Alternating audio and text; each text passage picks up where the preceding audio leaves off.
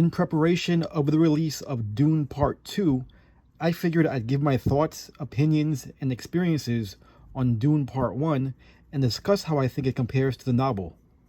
My first experience with Dune was with David Lynch's 1984 movie adaptation. I didn't know much about it as a kid. All I knew was that the VHS box art made me think it was going to be something similar to Star Wars. When I watched the film, I thought it was kind of cool, but kind of weird and also kind of confusing. Confusing because the handling of the narrative felt a bit clunky, which was no fault of David Lynch's directing. We later learned how much the studio butchered and cut his film to pieces. In the year 2000, I watched the Sci-Fi Channel's miniseries, which I wasn't crazy about. I know people say it's a more faithful adaptation, but the low production values and poor special effects did not do Dune any justice. Fast forward to 2021 and Denis Villeneuve's ambitious take of the source material was released. I was really excited for this, being that I was already a fan of the director's work on Blade Runner and Sicario. Because of the pandemic, the film received a simultaneous release theatrically and on HBO Max. Unfortunately, I made the blasphemous decision to stream it at home. While I enjoyed my first viewing immensely, this is not the ideal way to experience this movie. A film of this scope and quality deserves the best possible presentation. I went to go see it on IMAX soon afterwards and was completely blown away. I ended up seeing a total of 3 times on IMAX since then. Since becoming an avid reader, I've made it a conscious effort to read a book before seeing any type of film or series adaptation. Dune was a book I've been trying to read on and off for the past 20 years or so. I always found it to be a bit dense and difficult to follow. Like I had a hard time understanding who the Bene Gesserit were, or who or what was a Muad'Dib. There was just so much content to grasp that my head was spinning. Thankfully, the 2021 film put me in a better headspace, and I finally read the book to completion in 2023. This is one of those rare occasions where the film enhanced my enjoyment of the book and vice versa. I enjoyed the film so much that I contemplated holding off on the book until I watched Dune Part 2. I went ahead and read up to where the film ended and just couldn't put it down after that. I don't regret doing this because the source material further enhanced my appreciation of the movie. It helped fill in all the gaps and offered more nuance and character development. Not to say the movie was lacking in depth. Certain aspects of the novel just cannot be preserved in a film format. Frank Herbert's Dune was written in a third-person omniscient, which allows us to read the thoughts, insights, and plans of certain characters. The Dune 1984 film made an attempt at this, but it just came off kind of awkward.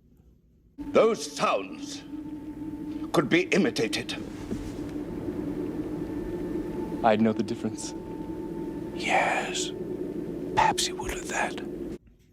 Without giving spoilers, a good example of the film taking a different approach of this perspective was with a certain character that betrays House Atreides. We learn of this character's thoughts, feelings, and motivations behind the sabotage early on in the book.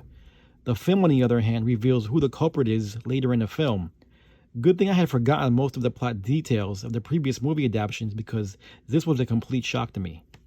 With that said, you might think that the novel losing this element of surprise would make for a far less suspenseful story. This is not the case because reading how this character navigates his way towards the betrayal adds multiple layers of suspense, especially when we see this character interacting with members of House Atreides. I was on the edge of my seat just as much as I was when watching the film. And this is how Dune 2021 manages to be a perfect adaptation without having to be a perfect adaptation. It's common for directors to take artistic liberties with the source material of novels. In most cases, this is done to fit a limited runtime or save money on a budget. For Dune Part 1, Denis Villeneuve efficiently streamlines the character development without relying on heavy exposition or sacrificing the core themes. With this approach, the film manages to move at a pace that balances the world building and action sequences. Not a single minute of this film felt like a drag for me. Out of all the Denis Villeneuve films I've seen, this is by far his fastest moving. It baffles me that some people actually thought this movie moved too slow. For decades, it's been said that Frank Herbert's Dune would be an impossible novel to successfully adapt. How could anyone blend the themes of religion, environmentalism, politics, and a coming-of-age story into a sci-fi space opera? Some have tried but ultimately fell short. Denis Villeneuve found a way to defy the odds and surpass all expectations. Everything from the casting, performances, art direction, music, and special effects turned Frank Herbert's classic story into a cinematic triumph. There's no surprise that it won multiple Academy Awards, falling short of Best Picture. Hopefully that honor is being reserved for Dune Part 2. Now, with all that praise, I do have some minor complaints about the film. There's a couple of major characters in the book that I felt got the short end of the stick, and it's no coincidence that two of these characters happen to be mentats. Mentats are a major part of the Dune universe. They are sort of like the human equivalent to droids in Star Wars. There's not even a mention of who or what their role is. They're just kind of there without context. Thufir Hawat, played by Stephen McKinley, is a mentat who works at the side of Duke Atreides. He has a subplot in the book where he was very suspicious of Lady Jessica. None of that is in the film, even though it plays heavily in the second half of the book. David Dastmalchian, who is perfectly cast as Baron Harkonnen's mentat Piter, or is it Peter? Peter Picks on Peppers, was a vile secondary villain in the book. It just saddens me that his role in the film was cut to a few lines. The Baron Harkonnen, played by Stellan Skarsgård, was not how I envisioned the Baron to be. In the book, he was a much more flamboyant, cunning, and talkative. He also seemed to have a sick perversion for young boys, which made him a much more despicable villain. In the 2021 film, he comes off as more of like a New York mob boss. I also wasn't a fan about the artistic choice to make the Harkonnens bald, instead of the red-headed gingers they were described as in the novel. I also get the impression that many important scenes were cut to fit a 2.5-hour runtime. This probably could have helped strengthen the development of the side characters, and especially the villains. There's also that infamous dinner party in the book that was rumored to be cut from the film as well. There are some photos of Lady Jessica in her dinner attire floating around the web. If cuts were actually made, I'm sure it was done to improve the pacing. I really would have loved a 3-hour cut of this film, but hey, what we ended up with was fantastic as is.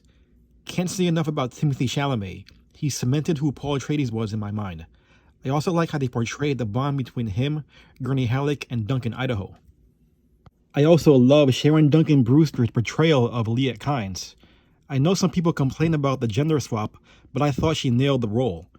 Anyone complaining about this movie being too woke should not be reading or watching Dune at all. Frank Herbert's Dune has been woke since 1965, and that's what makes it a timeless masterpiece. I cannot wait to watch Dune Part 2. Please go out there and support this movie, because if it does well enough, we'll most certainly get an adaptation of Dune Messiah.